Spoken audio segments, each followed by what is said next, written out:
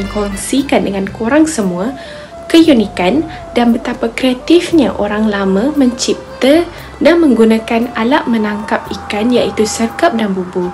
Apa itu serkap dan bubu? Mesti ada daripada korang tak tahu apa itu serkap dan bubu kan? Serkap ialah sejenis alat penangkapan ikan Melayu tradisional yang diperbuat daripada buluh, rotan ataupun akar. Masyarakat Melayu yang tinggal di pesisir pantai dan sungai gemar menangkap ikan pada masa dahulu dan sekarang untuk dijadikan sumber makanan dan juga sumber ekonomi. Mereka menggunakan serkap untuk menangkap ikan di sawah bendang, sungai, paya dan di kolam. Kebiasaannya, serkap diperbuat daripada buluh yang berbentuk kon dan terdapat berbagai-bagai jenis. Antaranya ialah serkap perlis, serkap banjar dan serkap kedah. Manakala bubu pula merupakan beberapa jenis alat untuk menangkap ikan berbentuk bulat yang diperbuat daripada rotan dan buluh.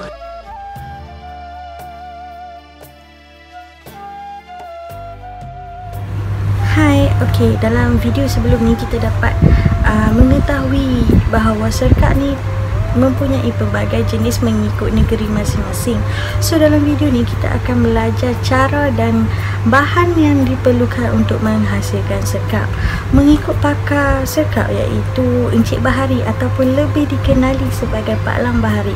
Serkap ini dihasilkan daripada buluh dan juga rotan. Rotan digunakan untuk mengikat bilah-bilah buluh dan manakala buluh pula digunakan untuk dijadikan sebagai bilah. Buluh yang digunakan untuk menghasilkan serkap ialah buluh duri ataupun lebih dikenali sebagai buluh hutan. Ini kerana buluh ini dikatakan lebih sesuai kerananya ia mempunyai batang yang kuat dan juga tebal. Tidak seperti buluh lemang. Ia lebih nipis dan juga mudah dilentur. Rotan yang digunakan untuk mengikat bilah selalunya boleh didapati di Langkawi. Rotan ini kelihatan halus dan memerlukan kesabaran yang tinggi kerana rotan ini perlu dipotong empat. Jadi ia akan menjadi lebih kemas apabila diikat bersama bilah. Kos rotan ini selalunya lebih kurang RM80 untuk segulung rotan. Tengok macam mana pula untuk menghasilkan bilah. Okey, buluh selalunya boleh didapati di hutan. Buluh yang panjang dan tebal itu dia akan dipotong mengikut saiz tertentu, mengikut saiz serkap. Okey, bilah itu pula diraut menggunakan pisau yang ditempa. Selalunya sebiji serkap memerlukan lebih kurang 40 bilah. Dan ia memerlukan 4 hari untuk menyiapkan sebiji serkap. Berapa lama? Berapa hari berarti siap? Satu sebiji ni? Kurang 3 hari 4 hari je ya. 3 hari 4 hari ya. Ni nak raut ni lambat ni, raut ni rotan ni kena belah pun kena pandai kan. Kalau tak pandai ni tak boleh. Rotan ni halus lah, tapi pakcik duk belah 4 ni.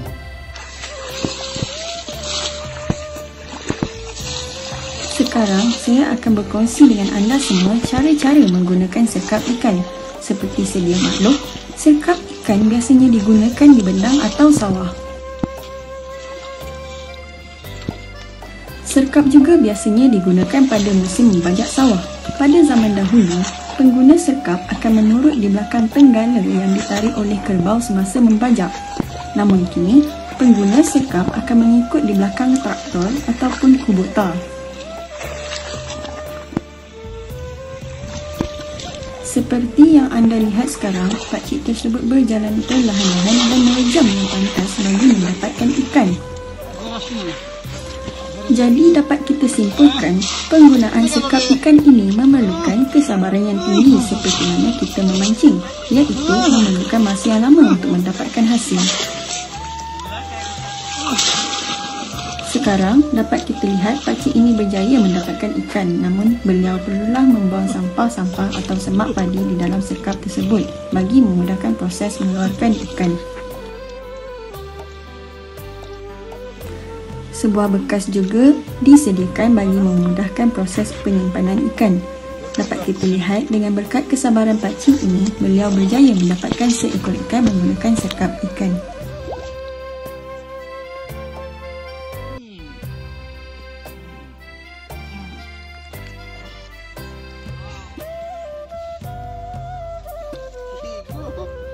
Akan terangkan pula bagaimana cara untuk kita menyimpan serkap dan bubur kita supaya ianya tahan dengan lebih lama. Seperti kita tahu, serkap dan bubur ni diperbuat daripada alatan rotan. Jadi cara penyimpanan dia adalah sama seperti alatan-alatan rotan yang lain. Okey, so cara yang pertama adalah dengan menggunakan semburan polyclays. So apa yang polyclays ni boleh buat adalah dia boleh bagi nampak permukaan rotan kita licin dan juga nampak seperti baru. Cara yang kedua pula adalah dengan memilih warna rotan yang natural. Pemilihan warna rotan yang natural membolehkan kita, memudahkan kita untuk menukarkan warna rotan tersebut selepas digunakan beberapa bulan. Okey. Bukan sahaja mudah, tapi ia juga boleh menjimatkan wang. Okey, cara seterusnya untuk bagi alatan rotan kita tahan dengan lebih lama adalah dengan mengalirkan air pada permukaan rotan dan gosok dengan lembut menggunakan berus. Okey, untuk menghilangkan segala kotoran dan kulat yang ada pada rotan tersebut. Bila kita bersihkan selalu, okey, rotan kita akan kelihatan licin dan tidak kusam. Setelah itu, kita perlu jemurkan alatan rotan kita di bawah sinaran matahari. Tapi perlu diingat, jangan melebihi 36 jam. Okey, kalau lebih daripada 36 jam, rotan kita akan mudah rosak dan reput. Okey, itu saja cara-cara ataupun tips untuk penyimpanan rotan. Harap ianya membantu. Kalau ikutkan yang dalam kami punya produk warisan ni, memang serkap ni memang salah satu produk warisan yang memang kena ada dalam Malaysia ni. Sebab tu salah satu produk yang relevan lah untuk kita angkat sebagai produk macam tradisional. Salah satu untuk tarikan panggil orang luar. Sebab yang dia banyak, dia ada elemen-elemen craft lah. Dulu dia ada rotan tu ada kan. So dalam Malaysia ni produk craft tu macam ada buluh rotan, lepas tu dia ada macam bilah-bilah tu. Berdasarkan pada produk warisan, serkap merupakan salah satu warisan tradisional di Malaysia. Ianya merupakan produk warisan yang relevan untuk kita angkat sebagai produk tradisional. Menurut Puan Siti Nur Mashita, produk serkap ini merupakan tarikan kepada pelancong warga asing di negara ini kerana keunikannya yang tersendiri. Tambahnya lagi, serkap mempunyai elemen-elemen yang dibuat dari buluh dan rotan yang menjadikan ia unik dan menarik perhatian para pelancong asing untuk mempelajari tentang serkap. Di Malaysia, produk-produk kraft tangan yang diperbuat dari buluh dan rotan ini terdapat juga di beberapa negeri lain selain Kedah. Antaranya, negeri-negeri yang terletak di pantai timur iaitu Kelantan dan Terengganu. Puan Siti Nur Mashita juga menambah, perbezaan ketara antara dua produk tradisional serkap dan bubu ini ialah pada bentuk dan cara penggunaannya. Dapat kita lihat pada bentuk bubu, ianya lebih kecil dan bahagian dalam bubu juga terdapat seperti halangan untuk menghalang ikan dari terkeluar. Jika kita lihat pada bentuk serkap pula, ianya lebih besar dan terdapat satu lubang di atasnya yang berfungsi untuk mengeluarkan ikan dari perangkap serkap. Cara penggunaannya juga berbeza dengan cara penggunaan bubu. Serkap digunakan dengan cara merejam ke arah kawasan yang terdapat ikan, manakala bubu pula biasanya ditinggalkan di kawasan tali air atau paya semalaman untuk jadikan perangkap ikan. Orang-orang muda pada zaman sekarang agak sukar untuk melibatkan diri dalam penghasilan serkap dan bubu. Oleh itu, agak sukar untuk mencari pelapis yang ingin mempelajari teknik-teknik pembuatan serkap dan bubu bagi meneruskan legasi warisan tradisional ini. Menurut pihak JKKN, untuk mengukuhkan kemahiran pembuat serkap dan bubu yang sedia ada, mereka menganjurkan bengkel latihan secara tidak langsung membolehkan orang-orang muda untuk turut mempelajarinya. Alatan serkap dan bubu sememangnya jarang digunakan pada zaman kini dan ianya banyak digunakan pada zaman dahulu, terutama untuk menangkap ikan, air tawar di sawah, paya dan seakatan dengannya. Oleh itu, ramai orang muda tidak berminat untuk mengetahui cara pembuatan serkap dan bubu ini. Akan tetapi, mereka lebih berminat untuk mengetahui cara untuk menggunakannya. Pelbagai cara yang digunakan untuk menarik minat dan memberikan info kepada pelawak-pelawak domestik dan antarabangsa tentang keunikan dan kewujudan alatan ini. Serkap dan bubu yang bersaiz kecil atau dipanggil miniatur dijadikan produk pelancongan bagi membolehkan para pelawat membawa pulang miniatur tersebut ke kampung halaman mereka dengan mudah. Meskipun kecil saiznya, akan tetapi difahami dan diketahui fungsi utama serkap dan bubu tersebut sebagai alatan tradisional warisan kita.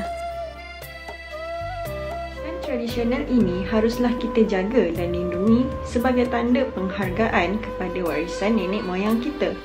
Saya akan berkongsi dengan anda semua lokasi-lokasi untuk mendapatkan bubu dan serkap ini. Siapa tahu ada di antara anda yang berminat mencuba menggunakan produk warisan yang unik ini.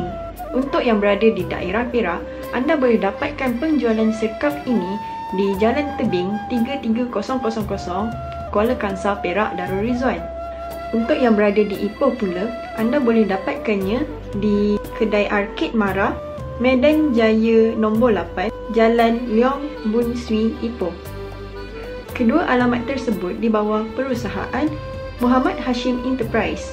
Kedai tersebut juga menjual peralatan-peralatan kraft tangan tradisional selain serkap. Pentingnya kita untuk meneroka keunikan serkap sebagai produk tourism ni.